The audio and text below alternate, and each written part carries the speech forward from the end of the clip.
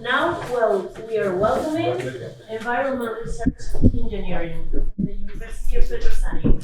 So, Oana and Daniel, please come up.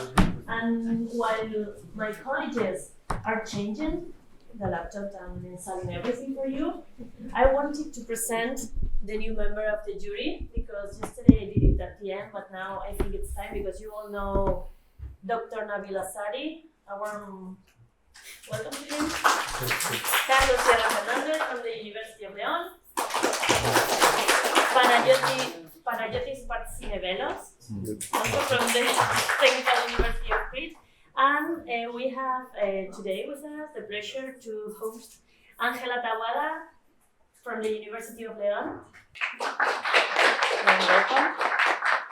She is an associate professor here at the University of León. Her research deals with the effects of global environmental changes on organisms and ecosystems, especially related to pollution and megafires. Within the EURECA-PRO, she is responsible of STEM activities. So she is one of the creative minds of this event, and she is the lead coordinator of Lighthouse One. A warm applause to her. And now, with no further ado, I let you the floor. Hello, everybody.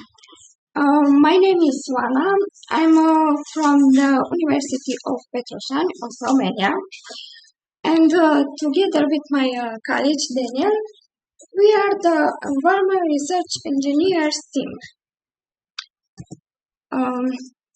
Daniel and I are students in our final year at the Faculty of the Mechanical and Electrical Engineer. So I and together with my colleague and together with two mentors, Alexandra and Razvan, who unfortunately could not accompany us. So we try to solve the challenge proposed by the company. The challenge is to develop a system that is monitoring the maximum potential that can be produced in a specific place. Hello, everybody. So we started to present our idea to the jury in Petroșani.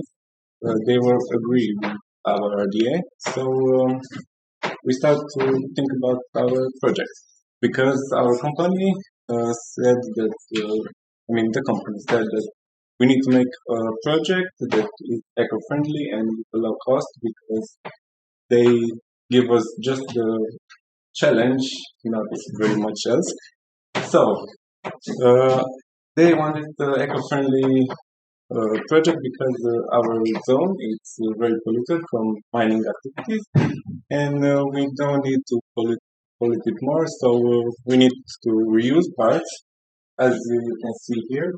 We use a base from a chair that later you're gonna see is gonna be the base for our project, for our tracker. We use a bicycle wheel that we're gonna use for the rotational movement of the tracker. Next, in this slide, we see we use from a cement mixer and a Fineas mixer. Both of them are used with the step-by-step engine that's going to ensure our movement. And the next slide, we have our step-by-step engine and solar panels. Both of them, we have bought them. So they are not reusable, but at a very low price. Everything else was reused parts, as well as the battery from an old cycle that use. Here we have our computer case from an old desktop computer that used to as a shelter for our electrical components, and it's also reusable. we have in the middle for the control unit and the Arduino port with the wires that we bought as well, but for a low price.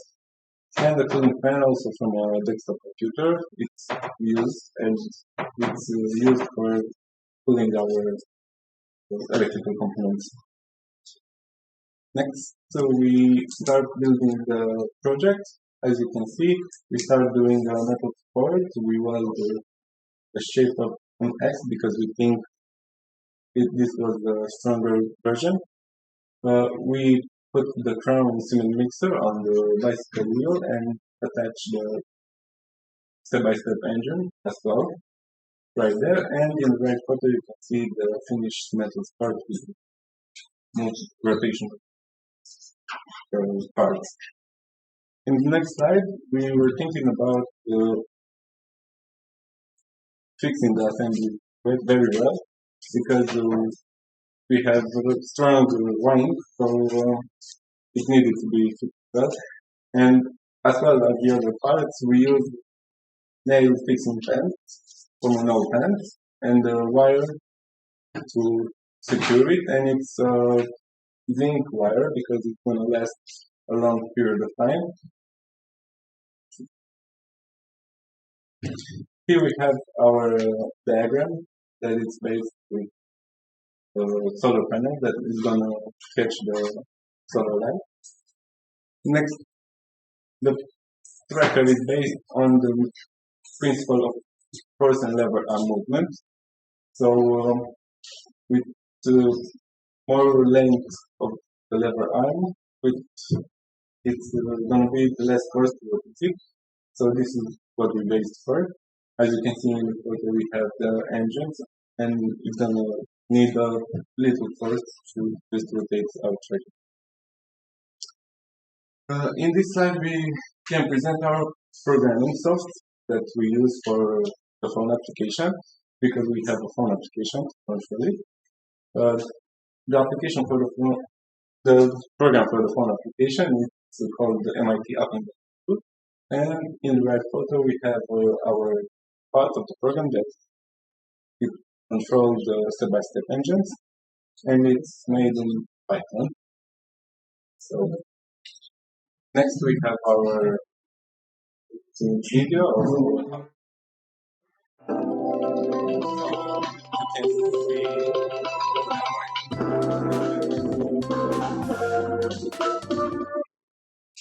our engine is working with the programming that we use. Here we have the diagram that we use to establish the best location for our tracker with the coordinate coordinates in our location. And here we have a little information from online that's used to know when the sun rises and in which hour we can program the tracker to start the catching solar light. After the tracker was completed, we tested to see if it's working. We loaded in the car and go to the location that we choose earlier. So you can see in the right picture we have the tracker at the location of the testing. Here we have in the first photo from the left, I'm just wiring the electrical components. My colleague Oana was on the phone with the application for the tracker. In the middle we have our tracker that in the morning we started it, and in the right photo we have the tracker after a few hours of working, so working. Here we have the phone application. We can control it, all the movements from the phone, as you can see. Next we have our video that we take. You can see now we anchor the project with the fixing nailing pens and the wire. further away, we're gonna see our crown from a tuning mixer and the engines and how they are attached and how it's gonna work. And after that, we're gonna see how the tracker actually works. We are finishing programming it, and now we can see all the electrical. And now my colleague was on the phone, so you can see that it's programming it and it's gonna work. Right. So after we test the project, we could just a few hours just, and in that period, small database, then we obtain opportunity to put two parts under a few hours. And in conclusion, we have our challenge completed and viable project. It's working. We used reusable parts, so it's environmentally friendly.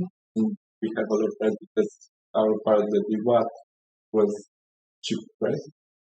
So in the next week we're gonna present it to the company at Petroșani, and we're gonna see if they have any suggestion, have anything change about the project, and to make the project better. Thank you for listening.